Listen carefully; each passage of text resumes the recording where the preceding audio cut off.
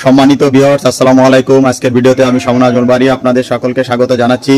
তো জামাত ইসলামীর অন্যতম নেতা শফিকুল ইসলাম মাসুদ উনি বলেছেন বিএনপি কেন সারা দেশে এমন আচরণ করছে। তো চলুন আজকের ভিডিওতে দেখে আসি ডক্টর শফিকুল ইসলাম মাসুদ সাহেব উনি কি বলেছেন বিএনপি সম্পর্কে। আমরা আর কাউকে ভোগের রাজনীতি করতে দেব না। এই দেশের জনগণ আর ভোগের রাজনীতি কাউকে করতে দেবে না। সেটার জন্য 2024-এর গণ অভ্যুত্থান হয়েছে। গণ অভ্যুত্থান হয়েছে ত্যাগের রাজনীতি এবং ভোগের রাজনীতির কবর রচনা করার জন্য। এটা তো ঈদুল আজহা, এটা তো ঈদুল ফিতর।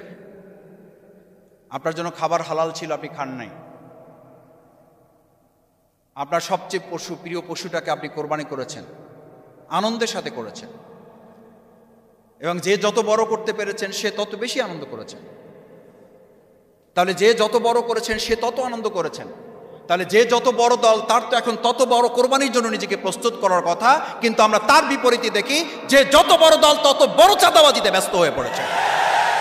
যে যত বড় দল সে তত সন্ত্রাসে নিজেকে জড়িয়ে ফেলে আত্মতৃপ্তির ঢেকুর গেড়ে বলছেন আমরা বড় দল, আমাদের কিছু সমস্যা থাকবে। এই দেশ পরিবর্তনে আপনারা সবচেয়ে বড় বাধা জনগণের কাছে। কি করে একটা দল বলে আমি মাথায় আসে না।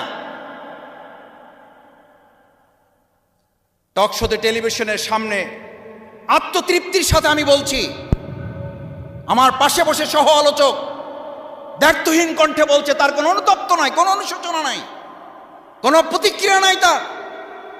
তার প্রতিক্রিয়া হচ্ছে আমরা বড় দল, আমাদের বড় সমস্যা, আমাদের বড় কোনাকুনি, আমাদের বড় হাজার হাজার লোক আমাদের বহিষ্কার হবে। অথচ যে যত বড় দল, যে যত বড় কোরবানি করেছেন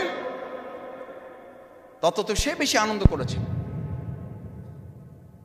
আজকে 2024-এর জুলাই গণ অভ্যুত্থানের পরে বাংলাদেশের জনগণের সবচেয়ে বড় প্রত্যাশা হচ্ছে যে যত দল বড় তার এই দেশের প্রতি দায়িত্ব তত বড়। বাংলাদেশ জামাত ইসলামী দল হিসাবে বড় বা ছোট পর্যালোচনা করে না। বাংলাদেশ জামাত ইসলামী দল হিসাবে ভূমিকা পালন করতে সক্ষম হয়েছে বলে এখনো কল রেকর্ডে শেখ হাসিনা এই কথা বলে যে আবার যদি সুযোগ পাই তাহলে জামাত ইসলামী ছাত্র শিবিরকে দেখে নেব। তার মধ্যে বোঝা যায় জামাত ইসলামী ছাত্র শিবির হচ্ছে তাদের সবচেয়ে বড় শত্রু। আজ একটা কল রেকর্ড আপনারা নিশ্চয়ই একজন ওসির সাথে আওয়ামী লীগের এক নেতার কল রেকর্ড আপনারা শুনছেন। কারা দেখি হাত জাগান, কারা শুনেছেন? সেখানে জামাত ইসলামী ছাত্র শিবির ছাড়া তারা কাউকে টার্গেট করে নাই। আমি একটা কথা পরিষ্কার বলি, জুলাই আগস্ট আবার আসছে, আমরা ক্রেডিট নেওয়া রাজনীতি করার জন্য বক্তব্য দেব। আমি ক্রেডিট নেওয়ার জন্য এই বক্তব্য দিচ্ছি না। সাংবাদিক বন্ধুদের আমার কথায় ভুল বুঝবেন না। ওই কল রেকর্ডে পরিষ্কার আওয়ামী লীগের নেতা যখন ওসিকে কথা বলছেন, ভালো করে মনে রাখবেন জামাত ইসলামীর বীজ পর্যন্ত আমরা শেষ করে দেব, কারণ তাদের কারণে আমাদের পতন হয়েছে। পৃথিবীর একজন শ্রেষ্ঠ ইসলামিক স্কলার, তাকে জিজ্ঞেস করা হয়েছিল, তার কাছে জানতে চাওয়া হয়েছিল আমি কি করে বুঝবো আমার প্রকৃত শত্রুকে, আমি কি করে বুঝবো দেশের কল্যাণে কে আসলে কাজ করে, আমি কি করে বুঝবো যে প্রকৃত টার্গেট আমাকে কাকে নিতে হবে, ভালো দল কোনটা, এবার বুঝার উপায় কি? তিনি একটা কথা বলেছিলেন, ভালো দল কোনটা, দেশের প্রয়োজনে মানুষের গণতন্ত্রের জন্য দল কোনটা, আধিপত্যবাদের বিরুদ্ধে লড়াই করে কারা টিকে ছিল দল কোনটা, বুঝার উপায় হচ্ছে তুমি তোমার শত্রুর দিকে তাকাও। শত্রু কাকে টার্গেট করেছে? সে হচ্ছে জনগণের বন্ধু।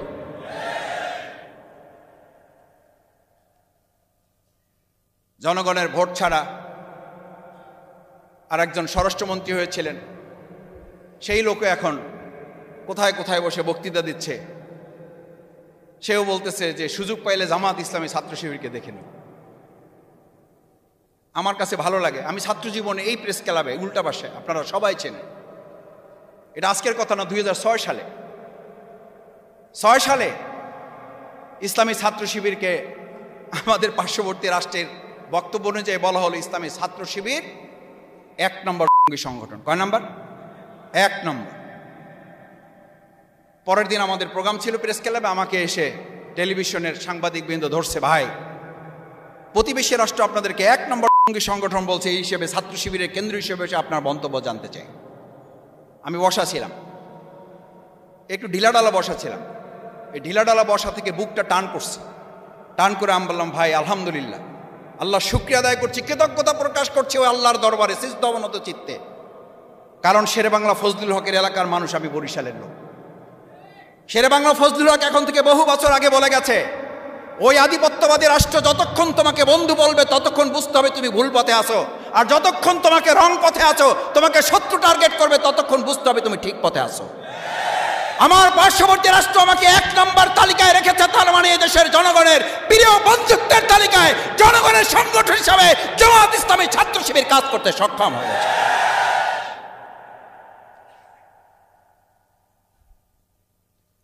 দুই 2024-এর জুলাই আগস্টের গণ অভ্যুত্থানে আমরা শুধু একটা সরকার পতন করি নাই, আমরা শুধু শেখ হাসিনার লড়াই নেই, আমরা আধিপত্যবাদেরও কবর রচনা করেছি। সেই কারণে আমাদের এই প্রেস ক্লাবে, আমাদের এই পল্টন মোড়ে, আমাদের এই মৎস্য ভবনে এই নেতারা যারা এখানে কর্মীরা বসে আছেন, ক্ষুদ্র ক্ষুদ্র কর্মীরা জীবন বাজি রেখেছেন। 2024-এর জুলাই আগস্ট না হলে এই একজন লোককেও এখানে বসা দেখতেন পারতেন না। এই ভাইদের একজনকেও খুঁজে পাওয়া যেত কিনা সন্দেহ আছে।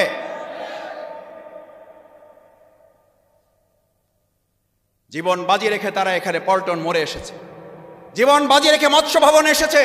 তারা জানতো না সেনাবাহিনী, পুলিশ, র্যাব আমাদেরকে গুলি করবে নাকি তারা আমাদেরকে বুকে আগলে ধরবে। আমরা গুলি বুকে ধারণ করার সিদ্ধান্ত নিয়ে ওখানে এসেছিলাম। সকাল 10:30, 11:30 পর্যন্ত এই ভাইদের সাথে ফোনে যখন আমার কথা হয়, বলেছে মাসুদ ভাই যাচ্ছি, আল্লাহ ভরসা, যা হয় হবে। আমাদের সামনে আমাদের ছাত্র জনতা, আমাদের ভাই বোনেরা সেদিন বলেছিল আমাদের সামনে গুলি, আমাদের পিছনে স্বাধীনতা, এই দুটা ছাড়া আমাদের আর কোনো পথ খোলা।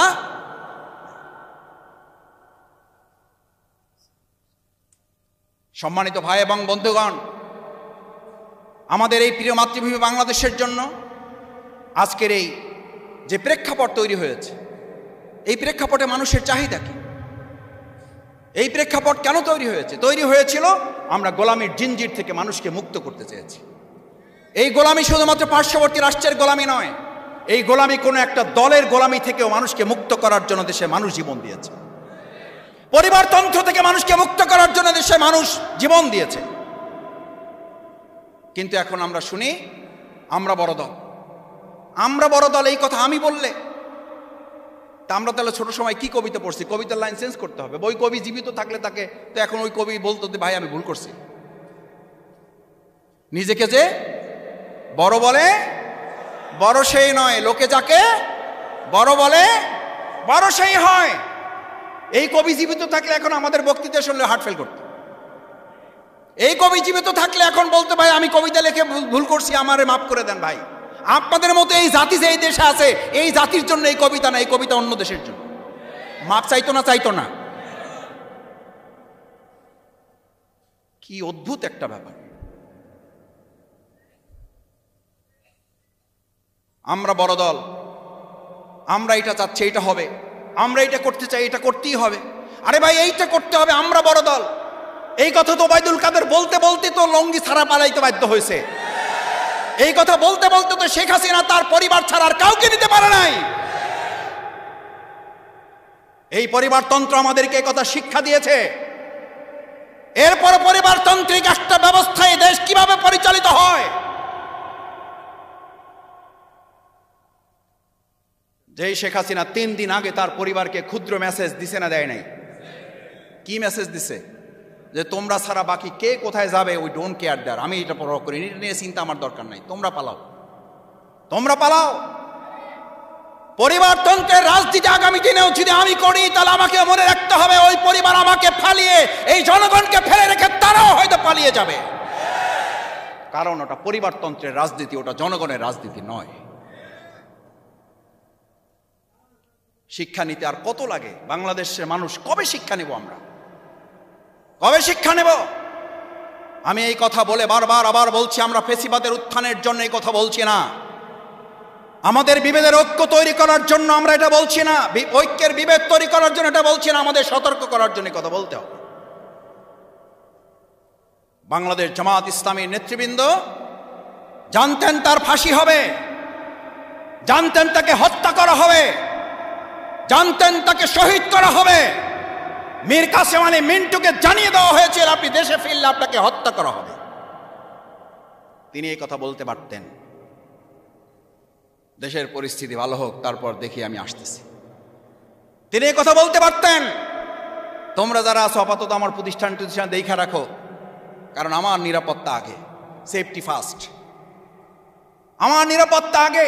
যেই শফিকুল ইসলাম মাসুদ বলে, সেই শফিকুল ইসলাম মাসুদের কাছে সে না নিজে নিরাপদ, না তার হাতে কোনো একটা দেশ নিরাপদ। আমাদের মীর কাসেম আলী মিন্টুকে তো এই কথা জানিয়ে দেওয়ার পর তিনি মাথা উঁচু করে এয়ারপোর্ট দিয়ে লুকিয়ে নয়, ক্যাপ পরে নয়, মাস্ক পরে নয়, মাথা উঁচু করে তিনি বলেছেন এই দেশ আমার মৃত্যুর ঠিকানা এই দেশ, যদি আল্লাহ কবুল করে থাকেন তাহলে এই দেশে আমার মৃত্যু হবে। ওনাকে পরিবার থেকে বলা হয়েছিল আপনার অফিসে যাওয়ার দরকার নাই, বলছে ওটা আমার অফিস নয়, ওটা আমার এই দেশের মানচিত্রের জনগণের ভালোবাসার প্রতীক, আমি আমার অফিসে যাব। উনি ঘর থেকে গ্রেফতার হয়েছেন, অফিস থেকে হয়েছেন। This is history, we have nicely glorious past. Bangladesh Jamaat Islami, আজকে কেউ কেউ বলেন জামাত ইসলামী মুখে এক কথা বলে কাজে আর একটা করে। বাংলাদেশ জামাত ইসলামী সেই দল যা তারা করে সেটাই তারা বলে, আর যা বলে সেটাই তারা করে। তার জন্য ফাঁসি আসলেও আমাদের মাথা নত করতে পারে নাই।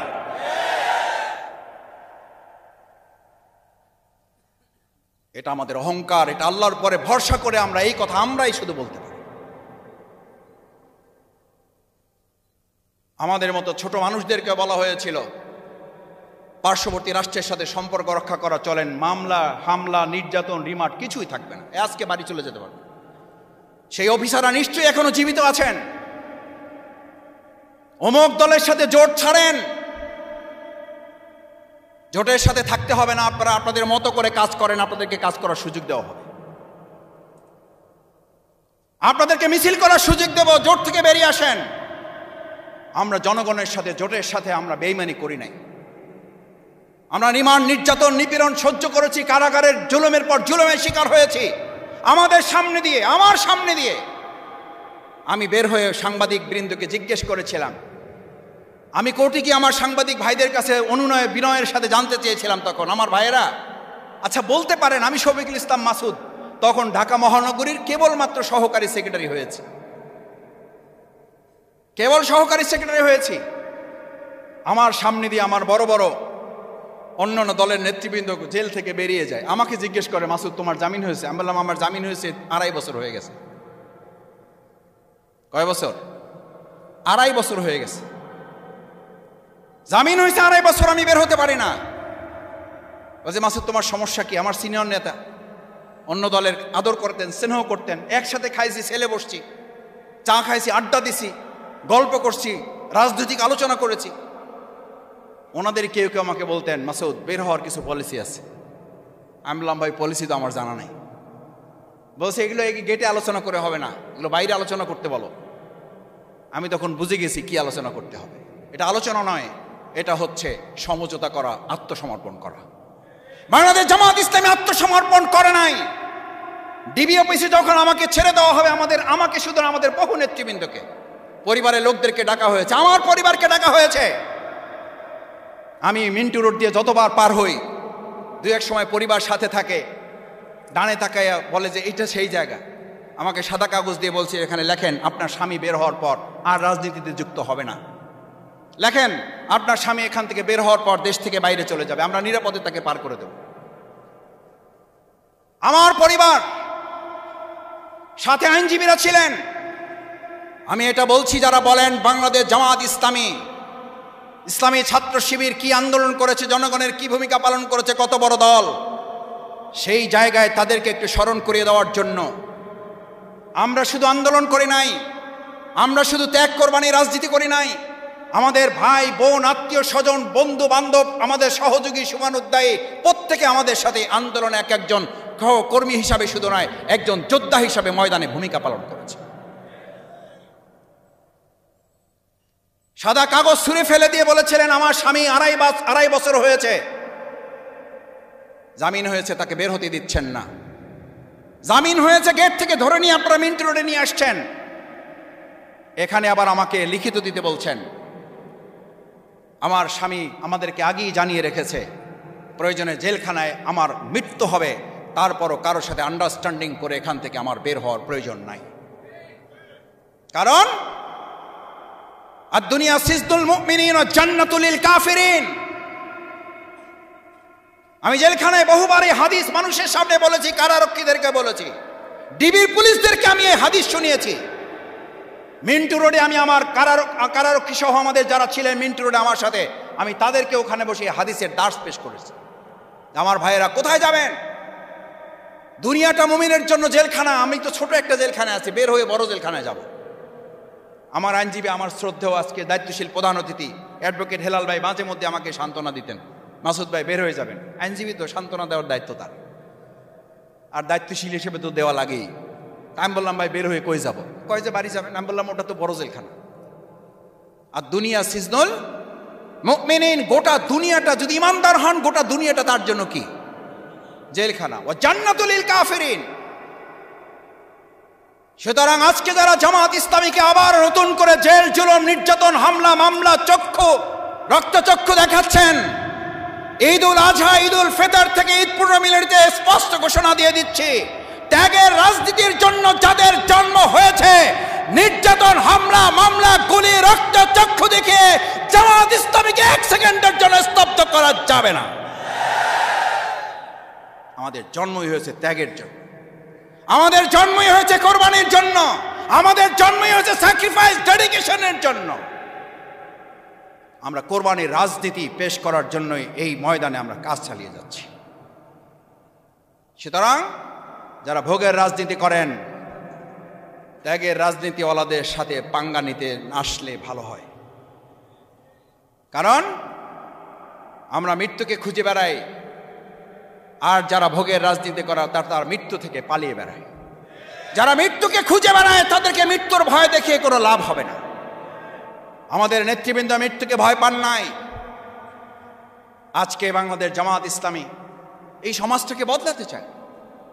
আমরা চাঁদাবাজের বিরুদ্ধে কথা বলি, তাতে নাকি আমরা বিভেদের রাজনীতি করি, তাতে নাকি আমরা ফ্যাসিবাদের উত্থানের জন্য সুযোগ করে দিচ্ছি। আরে ভাই, ফ্যাসিবাদের উত্থান ঠেকানোর জন্যই তো চাঁদাবাজকে দমন করা আমাদের সবাই মিলে দায়িত্ব ছিল। আমরা যখন কথা বলেছি এক চাঁদাবাজের বদলে আর এক চাঁদাবাজ, তখন আপনার বলতে হতো সবাই মিলে আমরা চাঁদাবাজের বিরুদ্ধে ঐক্যবদ্ধ আন্দোলন গড়ে তুলতে চাই। আমি তা না করে আমি মাথায় হাত দিলাম সেই গল্পের মতো, যে আজকে চুরি করে আসছে তার মাথায় একটা হাঁসের পালক আছে, সাথে সাথে আপনি হাত দিলেন, আশেপাশে লোকেরা আপনাকে চোর বলবে না ভালো বলবে? আপনি কেন হাত দিলেন? আপনি চুরি করলেন না, তাহলে মাথায় হাত দিলেন কেন? বলা তো হয় নাই যে সবার মাথায় পালক আছে, এই কথা তো আমরা বলি নাই। আমরা তো নাম ধরে কাউকে বলি নাই যে আপনি চুরি করে আসছেন আপনার মাথায় হাঁসের পালক আছে। আমরা শুধু বলছি এখানে যারা আছেন চুরি করে যা আসছেন তার মাথায় হাঁসের পালক, আপনি হাত দিলেন কেন? এই কথা আমি জানতে চাই না, এই কথা জনগণ জানতে চায়। কেন আপনি নিজেকে টার্গেট করলেন? আপনার মাথায় যদি হাঁসের পালক নাই থাকে, আপনি যদি চুরি নাই করেন, তাহলে তো আপনি নিশ্চিন্ত মনে বসে থাকার কথা। আপনি এই কথা বলার কথা। ইয়েস, যেই কথা ঘোষণা হয়েছে আমরাও এই কথা বলতে চাই যে চুরি করছে তার মাথায় হাঁসের পালক, তাকে ধরা হোক। আপনি সেটা না বলে আপনি মাথায় হাত দিয়ে বসে থাকলেন। গ্রামে একটা কথা আমরা প্রায় বলি, চোরের মনে পুলিশ পুলিশ। আজকে ধর্ষণের কথা বললেই আমার যে ঘটনা, সে আজকে মামলা প্রত্যাহার করতে চায়। সে মামলা করে নিরাপত্তা পাওয়ার অধিকার সে রাখতেছে না। এমন একটা দেশের জন্য আমাদের হাজার হাজার ভাই বোনেরা জীবন দেন নাই। এমন একটা দেশের জন্য আমাদের গণ অভ্যুত্থান হয় নাই। গণ অভ্যুত্থানের জন্য আজ আমাদের যে জিনিসটির সবচেয়ে বেশি প্রয়োজন, সেই জিনিসটির দিকে আমরা নিজেদেরকে ইঙ্গিত করতে চাই বলেই আমরা পিআর পদ্ধতিতে নির্বাচনের ব্যবস্থার জন্য জামাত ইসলামী এবং অন্য আরো অনেক দল এখন ঐক্যবদ্ধ হয়েছে। কারণ আপনি জাতীয় সরকার করতে চান, এটা মুখে বলেন না অন্তরে বলেন, এটা বোঝার জন্য বাস্তব প্রয়োগ পদ্ধতি হচ্ছে পিআর পদ্ধতি। তাহলে আপনি বড় দল না ছোট দল? আপনি যদি বড় দল হন তাহলে আপনি বড় অংশ পাবেন। আপনি বড় অংশ পাবেন, আপনার অসুবিধাটা কি? আপনি তো বড় দল, তাহলে আপনার ভয় কেন? আমি তো ছোট দল, আমার তো ভয় নাই। আমি ছোট দল, আমি ছোট অংশ পাবো, জনগণ যা রায় দেবে তার ভিত্তিতে হিসাব হবে। কিন্তু এই 53 বছরে আমাদের অবস্থার পরিবর্তন করার জন্যই তো আমাদের এই জনগণ নতুন কোনো একটা বন্দোবস্তর কথা তারা বলতে চায়। 53 বছরে আমাদের এই সংস্কৃতি পরিবর্তন হয় নাই। এখন আমি বলতেছি এই নতুন পদ্ধতিতে আমাদের জনগণ অভ্যস্ত নয়, জনগণ অভ্যস্ত। আমরা সংস্কৃতি ভেঙে আমরা পুরনো সংস্কৃতির ঊর্ধ্বে উঠে নতুন সুন্দর কোনো বন্দোবস্ত দিতে চাই না বলে আমরা এটা মানতে চাই না। জনগণ অভ্যস্ত নয়, জনগণকে এত ছোট ভাবার কোনো কারণ নেই। জনগণ এটা বুঝে, জনগণ এই পদ্ধতিতে চায় বলেই আমাদের এই আন্দোলনে এক এক করে মানুষ সম্পৃক্ত হচ্ছে। এটা চাপের কথা নয়, এটা প্রেশারের কথা নয়, এটা বাধ্য করার কথা নয়। আলোচনার ভিত্তিতেই আমাদের এই সমস্যার সমাধানের পথ বের করতে হবে। কারণ আমাদের 53 বছরেতে সব অলি গলি পার হয়ে আমরা তো এসে মানুষকে মুক্তির ব্যবস্থা করতে পারি নাই, মুক্তির রাস্তা তো আমরা দেখাতে পারি নাই, মানুষের ভাগ্য উন্নয়নের জন্য তো আমরা কোনো পথ তাদের সামনে খুলে ধরতে পারি নাই। তাহলে প্রপোর্শনাল রিপ্রেজেন্টেশনের জায়গায় আমরা কেন এখন পর্যন্ত কোনো রাস্তা তৈরি করতে পারছি না? আমার অসুবিধাটা কোথায়? পৃথিবীর যেসব রাষ্ট্রে আছে তা করে মেলানোর দরকার নেই। আমরা অগ্রপথিক হব, আমরা মডেল হব, আমরা ভালো কিছু করে দেশ শুধু নয় আমরা গোটা বিশ্বকে দেখাবো। সেই পথ এবং পদ্ধতি তো আমাদের আবিষ্কার করার দায়িত্ব এই নতুন প্রজন্ম গ্রহণ করেছে। পৃথিবীর ইতিহাসে 2024 এবং জুলাই আগস্টের মতো এরকম ঐতিহাসিক গণ অভ্যুত্থান আর কোন রাষ্ট্রে কে করেছে? যেই রাষ্ট্রে গণ অভ্যুত্থান করেছে আমরা আগামী দিনে এমন বন্দোবস্ত মানুষের সামনে তুলে ধরতে চাই, এমন পাটাতন তৈরি করতে চাই যেখানে আর স্বৈরাচার মাথা উঁচু করে দাঁড়াতে পারবে না। আমার ভাইয়েরা, সতর্ক হওয়ার জন্য বলছি। তাদের এই কল রেকর্ড ফাঁস হওয়া, তাদের এই বক্তব্য, এগুলো আমাদের মাথায় নেওয়ার জন্য বলছি না। তবে এটা ঠিক, এটা তো আমাদের বুঝতে হবে। আপনি ভালো কিছু করতে যান তার মানে হচ্ছে আপনার পিছনে শত্রু কাজ করবে না? করবে না, করবে।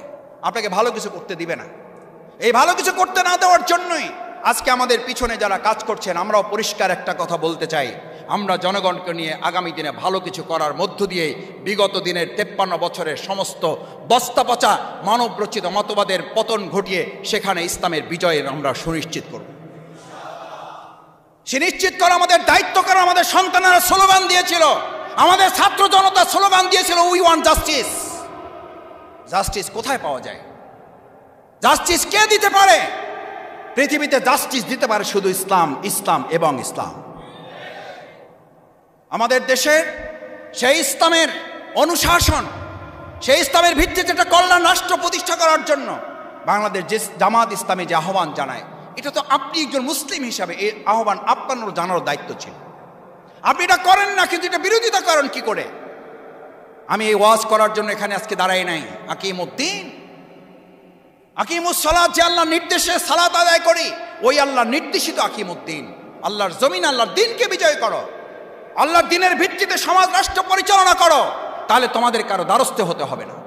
ওমাইয়াত্তাকিল্লাহ ইয়াজআল লাহু মাখরাজান, তোমার সমস্ত বিপদ থেকে তোমাদেরকে আল্লাহ বের করে নিয়ে আসবে। ওয়াইয়ারযুকহু মিন হাইসু লা ইয়াহতাসিব, খাদ্য সংকটের জন্য তোমাকে বিশ্ব খাদ্য সংস্থার কাছে হাত পাততে হবে না। তোমার খাদ্যের বরকতের আসমান এবং জমিনের দরজা খুলে দেবেন কে? আমাদের জননেতা আজকের সভাপতি আহসান হাবিবের ব্যক্তিগত পারিবারিক সম্পদ দিয়ে আপনাদের ভাগ্যের পরিবর্তন করার কথা বলে না। 20 নম্বর ওয়ার্ডের ভাগ্যের পরিবর্তনের জন্য আমরা আমাদের তন্ত্র মন্ত্র দিয়ে পরিবর্তনের কথা বলি না।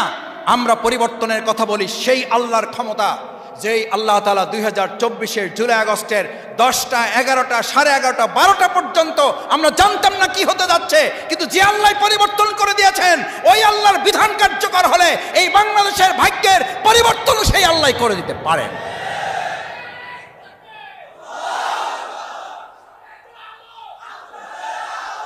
সম্মানিত ভাই এবং বন্ধুগণ, 20 নম্বর ওয়ার্ড শুধু নয়, আমরা গোটা ঢাকার 75টি ওয়ার্ডে আমরা আমাদের কাউন্সিলরদের কাজ করার জন্য ইতিমধ্যে নির্দেশনা দেওয়া হয়েছে।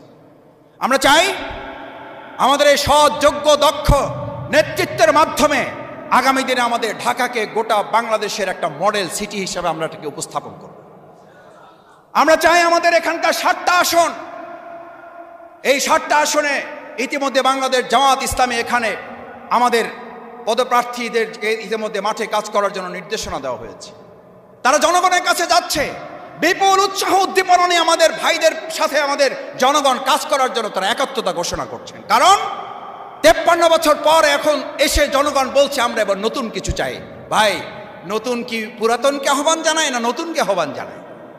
তো নতুন যদি নতুনকে আহ্বান জানায়, 2024-এর জুলাই আগস্টের গণঅভ্যুত্থানের অন্যতম চেতনা হচ্ছে আমরা নতুন কিছু চাই। এই নতুন কিছু উপহার দেওয়ার জন্য বাংলাদেশ জামাত ইসলামীর কাছেই শুধু নতুন আছে। আমরা তো একটা আহ্বান ঢাকাবাসীর কাছে করতেই তো পারি। আপনাদের জন্য দরজা খুলে দিয়েছিলেন 17 বছর, আমাদের অফিস বন্ধ ছিল, আপনাদের ঘরকে আমাদের অফিস বানিয়ে দিয়েছেন। আমাদেরকে পুলিশ আমাদের পিছনে, গোয়েন্দা আমাদের পিছনে পিঁপড়ার মতো খুঁজে বেরিয়েছিল, আপনাদের ঘরগুলোকে আমাদের আশ্রয়ের একটা কেন্দ্র ঘর বানিয়েছিলেন। সেই ঢাকাবাসীর কাছে আমরা একটা আবদার তো করতেই পারি, যদি আপনার ঘরটা আমার জন্য নিরাপদ হয়, এবার ঢাকাটাকে আমরা আপনার জন্য নিরাপদ করতে চাই। এবার 20 নম্বর ওয়ার্ডকে আমরা আপনার জন্য নিরাপদ ওয়ার্ডে পরিণত করতে চাই। আপনার দোকানে গিয়ে কেউ চাঁদা চাওয়ার সাহস করবে না, আপনার দোকান অন্যায়ভাবে কেউ বন্ধ করে দেওয়ার হুমকি দিতে পারবে না। থানা, ওসি, ডিসি যারা যেখানে আছেন সবাই যার যার জায়গায় সমান ন্যায্যতা নিয়ে সে তার দায়িত্ব পালন করবে এবং কাঁধে কাঁধ মিলে আমরা কাজ করব। এই পল্টনের থানাগুলো, এই শাহবাগের থানাগুলো যখন পুলিশ প্রশাসন আসতে ভয় পাচ্ছিলেন, জামাত ইসলামের এই চেয়ারে বসা নেতৃবৃন্দ ফোন করে করে আমরা তাদেরকে সাহস জুগিয়েছি, আস্থার জায়গা তৈরি করেছে জামাত ইসলামী। আসেন, শুধু আসেন না, আপনার ওই ঘর, আপনার ওই থানার অফিস ক্লিন করে দেওয়ার জন্য আমরা ক্লিনার সহ আমরা নিজেরা গিয়ে ওখানে কাজ করেছি। সেই লোকেরা এখানে বসা আছে। কোন কোন থানায় আমরা চেয়ার কিনে দিয়েছি, কোন কোন থানা আমরা টেবিল গিফট করেছি। এটা আমরা থানাকে দেই নাই, এটা আমরা দিয়েছি আমরা আমাদের প্রিয় দেশকে। কারণ যে থানা আমাদের দেশকে নিরাপদ করবে সেই থানাকে ওই সময় নিরাপদ করা আমরা আমাদের দায়িত্ব মনে করেছি।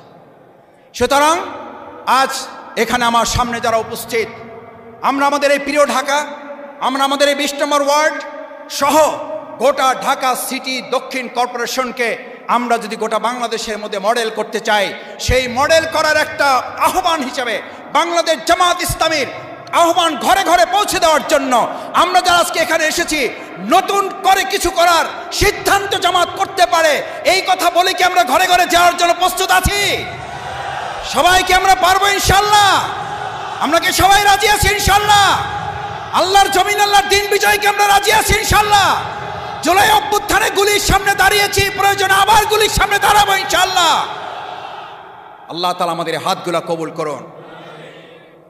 সম্মানিত ভাই এবং বন্ধুগণ, আসুন বাংলাদেশ জামাত ইসলামী আমাদের এই প্রিয় মাতৃভূমি বাংলাদেশকে এটি সুখী, সমৃদ্ধ, আধুনিক, উন্নত রাষ্ট্র হিসাবে কল্যাণমুখী একটি সমাজ পরিবর্তনের জন্য আল্লাহর দেয়া বিধানের আলোকে সমাজ পরিবর্তন করতে চায়। ডাক্তার শফিকুর রহমান তার নিজের মতের আলোকে নয়, আহসান হাবিব তার নিজের মতের আলোকে নয়, আব্দুর রব তার নিজের মতের আলোকে নয়, অ্যাডভোকেট ডক্টর তার হেলালের মতের আলোকে নয়, শফিকুল ইসলাম মাসুদ তার চিন্তার আলোকে নয়, আল্লাহর দেওয়া বিধান দিয়ে আমরা এই সমাজ পরিবর্তন রাসূল সাল্লাল্লাহু আলাইহি সাল্লাম যেমন সোনার মদিনা করেছেন, আমরা আমাদের এই বাংলাকে সোনার বাংলা করব ইনশাআল্লাহ। সেই প্রত্যাশা ব্যক্ত করে, কষ্ট করে আপনারা এতক্ষণ ধৈর্য ধরে অপেক্ষা করেছেন, আল্লাহ তাআলা আপনাদের উত্তম জাযা দান করুন। দুনিয়াতে আপনাদেরকে আল্লাহ সম্মানিত করুন, পরকালে আল্লাহ তাআলা আপনাদেরকে মর্যাদাবান করুন। নাজাতের উসিলা হিসাবে আজকের এই সময়, শ্রম, মেধাকে জান্নাতের জন্য আল্লাহ কবুল করুন। আসসালামু আলাইকুম ওয়া রাহমাতুল্লাহি ওয়া বারাকাতুহু।